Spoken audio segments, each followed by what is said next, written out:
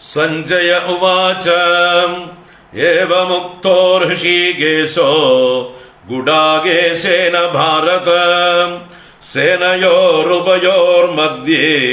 സ്ഥാപയിത്വാ രഥോത്തമം ഭീഷ്മദ്രോണ പ്രമുഖതഃ സർവേഷാം ച മഹീക്ഷിതാം ഉവാച പാർത്ഥ പശ്യൈതാൻ സമവേതാൻ കുരുനിതി.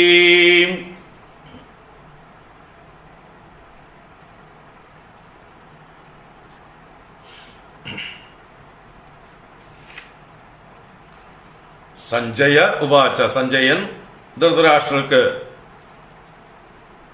അദ്ദേഹത്തിന്റെ ആകാംക്ഷയ്ക്കുള്ളതായിട്ടുള്ള മറുപടി കൊടുത്തുകൊണ്ടിരിക്കുകയാണ്. യുദ്ധരംഗത്ത് ആദ്യത്തെ 10 ദിവസം എന്ത് സംഭവിച്ചു എന്ന് പറയുന്ന കൂട്ടത്തിൽ 1-ാം ദിവസത്തെ ആദ്യ ഭാഗത്തെ സംഭവങ്ങളാണ് ഭഗവത്ഗീതാ പർവം എന്ന ഭാഗം. അതിൽ 1-ാം അധ്യായം അല്ലെങ്കിൽ ഭഗവത്ഗീതാ പർവം ഭീഷ്മപർവത്തിലെ 13-ാം അധ്യായം മുതൽക്ക് തുടങ്ങുന്നു. 42-ാം അധ്യായം വരെയാണ്. അതിൽ ഭഗവത്ഗീതാ പർവത്തിൽ 13 മുതൽ 24 വരെയുള്ള 12 അധ്യായങ്ങൾ കഴിഞ്ഞ് 13-ാമത്തെ അധ്യായമാണ് അർജുന വിഷാദ യോഗം. ഭഗവത്ഗീതയിൽ 1-ാം അധ്യായം. അതിൽ ധൃതരാഷ്ട്രയുടെ ചോദ്യം, എന്റെ മക്കളും പാണ്ഡവന്മാരും ധർമ്മക്ഷേത്രമായ കുരുക്ഷേത്രത്തിൽ എന്ത് ചെയ്തു എന്നുള്ളതായിരുന്നു. അതിന് ഉത്തരമായിട്ടാണ് അവിടെ നടക്കുന്ന 1-ാം ദിവസത്തെ കാര്യങ്ങൾ വർണ്ണിച്ചു കൊണ്ടിരിക്കുന്നത്. അപ്പോ അർജുനൻ ഭഗവാനോട് തന്റെ രഥത്തെ 2 സൈന്യങ്ങളുടെയും മധ്യത്തിൽ കൊണ്ടുപോയി സ്ഥാപിക്കാൻ ആവശ്യപ്പെട്ടു. അതിന് ഭഗവാൻ എന്ത് ചെയ്തു എന്ന് സഞ്ജയൻ പറയുന്നു. സഞ്ജയ ഉവാച, സഞ്ജയൻ പറയുന്നു, സഞ്ജയൻ പറഞ്ഞു തന്നെയാണ്. ഏവം ഉക്തഃ ഹൃഷീകേശഃ ഗുഡാകേശേന ഭാരത സേനയോരുഭയോർമധ്യേ സ്ഥാപയിത്വാ രഥോത്തമം ഭീഷ്മദ്രോണ പ്രമുഖതഃ സർവേഷാം ച മഹീക്ഷിതാം ഉവാച പാർത്ഥ പശ്യ ഏതാൻ സമവേതാൻ കുരൂൻ ഇതി. ഏവം ഉക്തഃ ഹൃഷീകേശഃ, ഏവം ഉക്തഃ ഇപ്രകാരം പറയപ്പെട്ടവനായ ഹൃഷീകേശൻ. അപ്പൊ ഋഷികേശനാണ് പറയപ്പെട്ടവൻ. പറഞ്ഞവനാരാണ്? പറഞ്ഞവൻ അർജുനൻ. ആ അർജുനനെ പറയുന്നത് അടുത്ത വരിയില, ഗുഡാകേശേന. ഗുഡാകേശേന ഏവം ഉക്തഃ ഹൃഷീകേശഃ, ഗുഡാകേശനാൽ ഇപ്രകാരം പറയപ്പെട്ടവനായ ഋഷികേശൻ. ഋഷികേശൻ ശ്രീകൃഷ്ണന്റെ പര്യായ ശബ്ദം നമ്മൾ കഴിഞ്ഞ ക്ലാസ്സുകളിൽ കണ്ടതാണ്. ഋഷീഗാണാം ഈശഃ, ഇന്ദ്രിയങ്ങളെയെല്ലാം നിയന്ത്രിക്കുന്ന,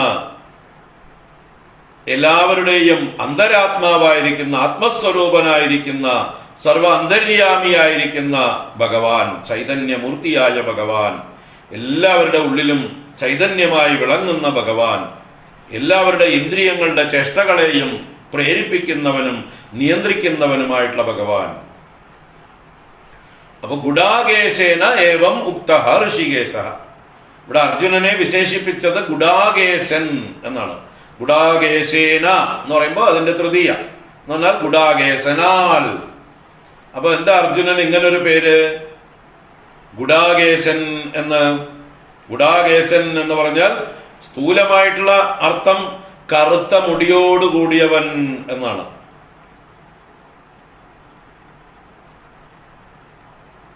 ഗുഡം എന്നുള്ളത് കറുപ്പിനെ സൂചിപ്പിക്കുന്ന ഒരു പദവും കൂടിയാണ്. ഗുളം, ഗുഡം എന്നൊക്കെ ശർക്കരയുടെ പര്യായം കൂടിയാണ്, വെല്ലത്തിന്റെ ജാഗരിയുടെ പര്യായം കൂടിയാണ് ഗുഡം. കറുപ്പിനെ സൂചിപ്പിക്കാൻ, കാരണം ഗുഹ എന്നുള്ള ധാതുവിൽ നിന്നുണ്ടാകുന്നതാണ്. ഗൂഹനം ചെയ്യുക, മറയ്ക്കുക, മറയ്ക്കുന്നതിന്റെ വർണ്ണമാണ് കറുപ്പ്. കറുപ്പാണ്, ഇരുട്ടാണ് എല്ലാറ്റിനെയും മറയ്ക്കുന്നത്. അതുകൊണ്ട് ഗുഡം, ഗൂഢം എന്നൊക്കെ ഉള്ളത് ഗുഹ ധാതുവിൽ നിന്നുണ്ടാകുന്നതാണ്. അപ്പൊ ഇവിടെ ഗുഡാകേശൻ എന്ന് പറയുമ്പോ കറുത്ത മുടിയോട് കൂടിയവൻ, നല്ല കറുപ്പ് മുടിയുള്ളവൻ, ചുരുണ്ട മുടിയുള്ളവൻ ഒക്കെ അർത്ഥമാക്കാം. പക്ഷെ ഇവിടെ അതല്ല അർത്ഥം. അർജുനന്റെ ഈ ഒരു ഇതില് ഗുഡാഗ, അതിനെ ഈശിച്ചവൻ, ഗുഡാകേശൻ. ഗുഡാഗ എന്ന് പറഞ്ഞാൽ ഇരുട്ട്, തമസ്, രാത്രി എന്നൊക്കെ അർത്ഥമുണ്ട്. നിശ എന്ന അർത്ഥത്തില് ഗുഡാഗ, ഇരുട്ട് എന്നുള്ള അർത്ഥത്തില് ഗുഡാഗ, തമസ് എന്നുള്ളതിന് ഗുഡാഗ എന്നുണ്ട്. അപ്പൊ അതിനെ ഈശിച്ചവൻ ഗുഡാകേശൻ. ഗുഡാഗായാഹ ഈശഃ ഗുഡാകേശഃ, ഗുഡാഗയുടെ ഈശൻ ഗുഡാകേശൻ. അപ്പൊ എന്താ ഇവിടെ അർത്ഥമാക്കുന്നത്? അർജുനൻ തമസ്സിനെ ജയിച്ചവനാണ്, ഇരുട്ടിനെ ജയിച്ചവനാണ്, രാത്രിയെ ജയിച്ചവനാണ്. അത് അങ്ങനെ പേര് വരാൻ കാരണം എന്താണ്? അർജുനൻ ദ്രോണാചാര്യർ കൊടുക്കുന്നതായിട്ടുള്ള ആയുധ അഭ്യാസങ്ങൾ അത് പകൽ മാത്രമല്ല, അദ്ദേഹം രാത്രിയിലും നല്ല കൂരിരുട്ടത്തും അഭ്യസിച്ച് പഴകി.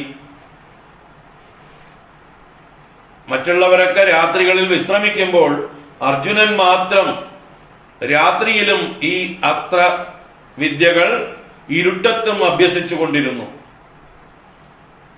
ശബ്ദത്തെ ലക്ഷ്യമാക്കിക്കൊണ്ട്, ശബ്ദം എവിടുന്നാണ് ഉണ്ടാവുന്നത്, ആ ശബ്ദത്തിന്റെ ഉറവിടത്തെ ലക്ഷ്യമാക്കിക്കൊണ്ട് വളരെ സൂക്ഷ്മമായി അദ്ദേഹത്തിന്റെ ഇന്ദ്രിയങ്ങളെ ജാഗ്രതപ്പെടുത്തിക്കൊണ്ട്, എത്ര സൂക്ഷ്മമായിട്ടുള്ള ശബ്ദമാണെങ്കിലും, എത്ര വിദൂരത്തു നിന്നുള്ള ശബ്ദമാണെങ്കിലും, ഏത് ഇരുട്ടിൽ നിന്നുള്ള ശബ്ദമാണെങ്കിലും അതിലേക്ക് ലക്ഷ്യം വെച്ചുകൊണ്ട് അസ്ത്രമെയ്താൽ, അർജുനൻ എയ്താൽ കൃത്യമായിട്ട് പതിച്ചിരിക്കും. അതിനുള്ള അഭ്യാസം, ഇരുട്ടത്ത് ആയുധ പ്രയോഗം ചെയ്യാൻ വളരെ കാലം അദ്ദേഹം അഭ്യസിച്ചു. അത്രയ്ക്കും കമ്മിറ്റഡ് ആയിരുന്നു ഹോംവർക്ക് ചെയ്യുന്നതിൽ. നമ്മളൊക്കെ സ്കൂൾ പഠിക്കുന്ന കാലത്ത് ഹോംവർക്ക് ഏൽപ്പിച്ചാൽ മടി കാണിക്കും. സ്കൂളിൽ പോകേണ്ട സമയമാകുമ്പോഴാണ് നമ്മൾ ഹോംവർക്ക് നോക്കുക, അല്ലേ? എന്നിട്ട് ചിലപ്പോൾ എന്തെങ്കിലും കാരണം പറഞ്ഞ് ഹോംവർക്ക് ചെയ്തിട്ടില്ലെങ്കിൽ സ്കൂളിൽ പോവാതിരിക്കാനും നോക്കും. ഇവിടെ അർജുനൻ അങ്ങനെയല്ല.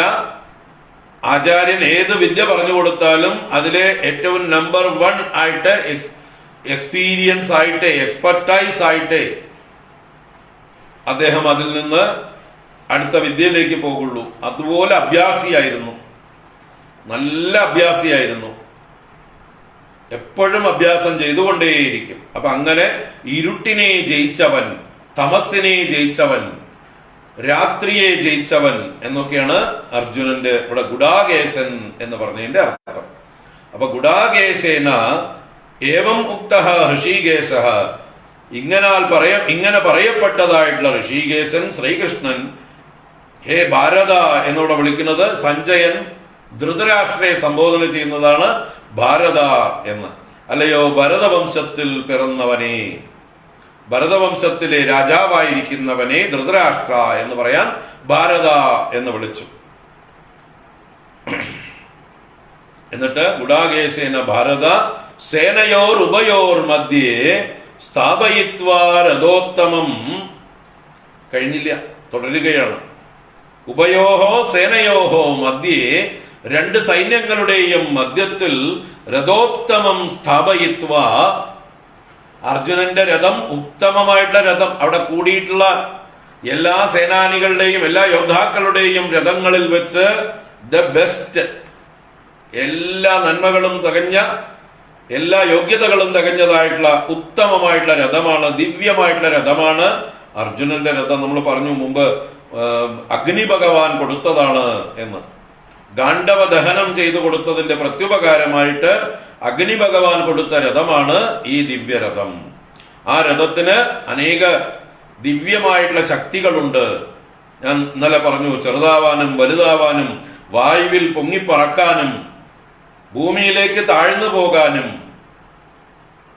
ഇഷ്ടം പോലെ ദിശ മാറാനും, എല്ലാറ്റിനും സൗകര്യമുള്ളതായിട്ടുള്ള നിർമ്മിതിയാണ് ആ രഥം. അത് അഗ്നി ഭഗവാൻ അർജുനന് സമർപ്പിച്ചതാണ്, സമ്മാനമായി കൊടുത്തതാണ്.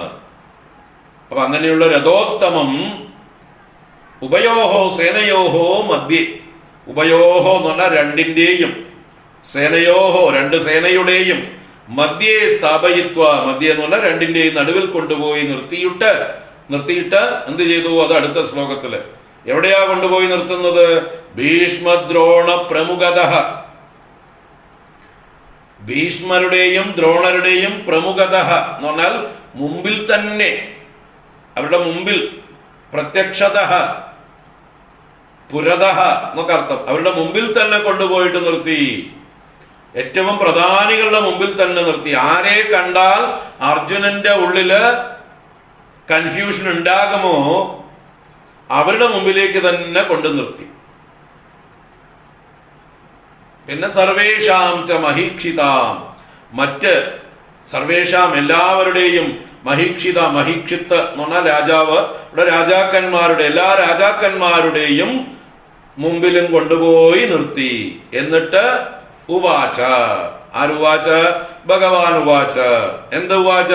ഹേ പാർത്ഥ, ഹേ അർജുന, പശ്യ ഏതാൻ, ദാ കാണൂ ഇവരെ, സമവേതാൻ കുരൂൻ ഇതി. സമവേതാൻ, സമവേതാൻ വന്നു ചേർന്നിരിക്കുന്നവരെ, വന്നു കൂടിയിരിക്കുന്ന യുദ്ധത്തിനായി അണിനിരന്നിരിക്കുന്നതായിട്ടുള്ള ഏതാൻ കുരൂൻ പശ്യ, ഈ കുരുക്കളെ നീ കണ്ടാലും എന്നാണ് പറഞ്ഞത്. ഇതി, ഇപ്രകാരം പറഞ്ഞു. ഇതി ഉവാച, ആര്? ഭഗവാൻ ഉവാച. ഋഷികേശ ഉവാച. എന്തുവാച? ഹേ പാർത്ഥ, ഏതാൻ സമവേതാൻ കുരൂൻ പശ്യ. അല്ലയോ അർജുന, ഈ വന്നു ചേർന്നിരിക്കുന്നതായിട്ടുള്ള, സമ്മേളിച്ചിരിക്കുന്നതായിട്ടുള്ള, നിരന്നിരിക്കുന്നതായിട്ടുള്ള കുരുക്കളെ കണ്ടാലും എന്നാണ് പറഞ്ഞത്. അപ്പൊ ഭഗവാൻ മനഃപൂർവമാണ് ഇത് ചെയ്യുന്നത്. ആരുടെ മുമ്പിലാ കൊണ്ടുപോയി നിർത്തുന്നത്? ഭീഷ്മദ്രോണ പ്രമുഖത, ഭീഷ്മരുടെയും ദ്രോണരുടെയും മുമ്പിൽ തന്നെ കൊണ്ടുപോയി നിർത്തുന്നു. ആരെ കണ്ടാൽ അർജുനന്റെ വീക്ക്നെസ് പുറത്തേക്ക് വരുമോ, അർജുനന്റെ വീക്ക്നെസ്സിനെ പുറത്തേക്ക് കൊണ്ടുവന്ന് അതിനെ കളഞ്ഞിട്ട് അർജുനനെ യുദ്ധത്തിലേക്ക് സജ്ജനാക്കാനാണ് അവിടെ ഭഗവാന്റെ ഉദ്ദേശം. അല്ലെങ്കിൽ ഇപ്പൊ യുദ്ധം ആരംഭിച്ചു കഴിഞ്ഞിട്ട് പിന്നീട് എപ്പോഴെങ്കിലും വഴിയിൽ വെച്ചിട്ട് ഭീഷ്മരെ ദ്രോണരെ കണ്ടാല് അർജുനൻ ഒരു വണക്കം പറഞ്ഞിട്ട് സ്ഥലം മാറിപ്പോവും, വേറെയുള്ളവരുടെ നേരെ പോവും. ഭീഷ്മരും ദ്രോണരും അവിടെ ശേഷിക്കും. ആദ്യം കൊല്ലപ്പെടേണ്ടവര് ഇവരാണേ. ഇവരെ കൊന്നാലേ പാണ്ഡവന്മാർക്ക് ജയം ഉള്ളൂ. ഇവരാണ് കൗരവ സൈന്യത്തിന്റെ ഏറ്റവും ശക്തരായിട്ടുള്ള രണ്ട് നെടും തൂണുകൾ, കൗരവ സൈന്യത്തെ രക്ഷിക്കുന്ന രണ്ട് കോട്ടകൾ. ഭീഷ്മദ്രോണ തടാ ജയദ്രഥ ജല ഗാന്ധാര നീലോപല ശല്യഗ്രാഹവതീ കൃപേണ വഹനി കർണേന വേലാകുല അശ്വത്ഥാമ വികർണ ഘോരമകര ദുര്യോധനാവർത്തിനി സോത്തീർണ ഖലു പാണ്ഡവൈരണ നദി കൈവർത്തക കേശവ. അപ്പൊ ഈ വലിയ രണനദി, ഈ കൗരവന്മാരാകുന്ന രണനദി കൂലം കുത്തി ഒഴുകി വരികയാണ്. ഇതിനെ അങ്ങനെയൊന്നും തടഞ്ഞു നിർത്താൻ പറ്റില്ല. ഇതിന്റെ രണ്ട് തടങ്ങൾ വളരെ ശക്തങ്ങളായിട്ടുള്ള തടങ്ങളാണ്. ആ തടങ്ങൾ ഈ നദിയെ രക്ഷിക്കുന്നിടത്തോളം കാലം ഈ നദിയുടെ ശക്തി കുറയാൻ പോകുന്നില്ല. അപ്പൊ ഈ നദിയുടെ ശക്തി കുറയ്ക്കണോ, ഈ തടങ്ങളെ തകർക്കണം. രണ്ട് തടങ്ങൾ തട്ടിക്കളഞ്ഞ് ഈ നദിയുടെ വെള്ളം നാനാഭാഗത്തേക്കും ഒഴുക്കി വിട്ടാലേ നദിയുടെ ഒഴുക്കിന്റെ ശക്തി കുറയുള്ളൂ. അല്ലെങ്കിൽ അതിന്റെ ഫ്ലോ, അതിന്റെ കറന്റ്, അതിന്റെ ഫോഴ്സ് അത് കൂടുകയുള്ളൂ, താഴോട്ട് താഴോട്ട് കുത്തി ഒലിച്ചിട്ട്. അപ്പൊ അതിനെ പരന്നൊഴുകാറാക്കണം. നാല് ഭാഗത്തേക്കും ഈ നദിയിലെ വെള്ളം കര പൊട്ടിച്ച് പല ഭാഗത്തേക്കും ഒഴുകിപ്പോയാൽ പിന്നെ പോകുന്ന വെള്ളത്തിന്റെ ശക്തി കുറയും. അപ്പൊ അതുപോലെയാണ് ഈ ഭീഷ്മദ്രോണന്മാരാകുന്ന തടങ്ങൾ. ഇവരാണ് ഈ കൗരവ സൈന്യത്തിന്റെ കോട്ടകൾ. ഈ രണ്ട് കോട്ടകളെ തകർത്താൽ മാത്രമേ ഇവരെ തകർക്കാൻ പറ്റുള്ളൂ, ഈ കൗരവന്മാരെ നിഗ്രഹിക്കാൻ പറ്റുള്ളൂ. അതുകൊണ്ട് ഇവരെയാണ് ആദ്യം കൊല്ലേണ്ടത്. അത് നിനക്ക് മാത്രമേ കഴിയൂ. നീയാണ് ഈ പാണ്ഡവ സൈന്യത്തിന്റെ ഏറ്റവും മുഖ്യനായിട്ടുള്ള പോരാളി. നിന്നെ വിശ്വസിച്ചിട്ടാണ് ഈ പാണ്ഡവ സൈന്യം മുഴുവൻ വന്നിരിക്കുന്നത്. അതുകൊണ്ട് നിന്റെ ഉത്തരവാദിത്വം, അർജുനൻ ചോദിച്ചതും അത് തന്നെയല്ലേ, കൈർമയാ സഹയോദ്ധവ്യം, to whom I should fight. ആരോട് ഞാൻ യുദ്ധം ചെയ്യണം? ആരോടാണ് ഞാൻ യുദ്ധം ചെയ്യേണ്ടത്? ഏതെങ്കിലും പീക്കിരി പിള്ളരോടല്ല പോയി യുദ്ധം ചെയ്യേണ്ടത്. ഈ പാണ്ഡവ സൈന്യത്തിന്റെ ഏറ്റവും മുഖ്യനായ നെടുന്തൂണായ നീ യുദ്ധം ചെയ്യേണ്ടത് കൗരവ സൈന്യത്തിന്റെ നെടുന്തൂണുകളായിട്ടുള്ള ഇവരോട് തന്നെ ആവണം. അതാണ് നിനക്ക് പറ്റിയ മാച്ച്. നീ അവരെ തകർത്താൽ മാത്രമേ നിനക്ക് കൗരവന്മാരുടെ മേലെ ഈ പാണ്ഡവ സൈന്യത്തിന് വിജയം നേടാൻ കഴിയുള്ളൂ. യുധിഷ്ഠിരന് ദുര്യോധനനെ ജയിക്കണം. അപ്പൊ യുധിഷ്ഠിരനെ വിട്ടുകൊടുക്കാൻ പറ്റില്ല. അവര് ദുര്യോധനനെ പ്രൊട്ടക്ട് ചെയ്യുന്നുണ്ട്. കൗരവന്മാര് ദുര്യോധനനെ അവരുടെ രാജാവായി പ്രൊട്ടക്ട് ചെയ്യുന്നുണ്ട്. ദുര്യോധനനെ അവസാനേ വിട്ടുകൊടുക്കുള്ളൂ. അവര് കാണണ്ടല്ലോ നമ്മള് മഹാഭാരത യുദ്ധത്തിൽ 18 ദിവസം കഴിഞ്ഞ് അവസാനമാണ് ദുര്യോധനൻ പതിക്കുന്നത്. എല്ലാവരും അവരുടെ പ്രാണൻ കൊടുത്തതിന് ശേഷമാണ്, അവസാനമാണ് ദുര്യോധനൻ പതിക്കുന്നത്. അപ്പൊ ദുര്യോധനനെ അവരെല്ലാം നന്നായി രക്ഷിച്ചു. ദുര്യോധനൻ പറഞ്ഞത് സത്യമാക്കിയവര്. മദർത്തേ തെക്ത ജീവിതാഹ എന്ന് ദുര്യോധനൻ വിളിച്ചു പറഞ്ഞില്ലേ, എനിക്ക് വേണ്ടി ജീവിതത്തെ ഉപേക്ഷിച്ചവർ. അത് അവര് സത്യമാക്കി ചെയ്തു. അവസാനമാണ് ദുര്യോധനൻ പതിക്കുന്നത്. ദുര്യോധനന്റെ പതനത്തോടുകൂടി യുദ്ധവും കഴിഞ്ഞു. അപ്പോഴേക്കും സൈന്യമൊക്കെ കഴിഞ്ഞു, ആരും ബാക്കിയില്ല കാര്യമായിട്ട്.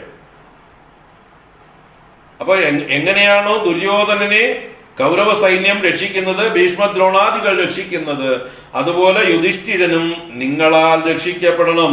അതിൽ മുഖ്യ രക്ഷകൻ അർജുന നീയാണ്. അപ്പൊ നീ ഏറ്റവും ശക്തനായിട്ടുള്ള പോരാളിയാണ് ഈ പക്ഷത്ത്. മറുപക്ഷത്ത് നിനക്ക് ചേരുന്നവർ, നിനക്ക് തുല്യന്മാരായിട്ടുള്ളവർ, യോഗ്യരായിട്ടുള്ളവർ ഈ ഭീഷ്മരും ദ്രോണരുമാണ്.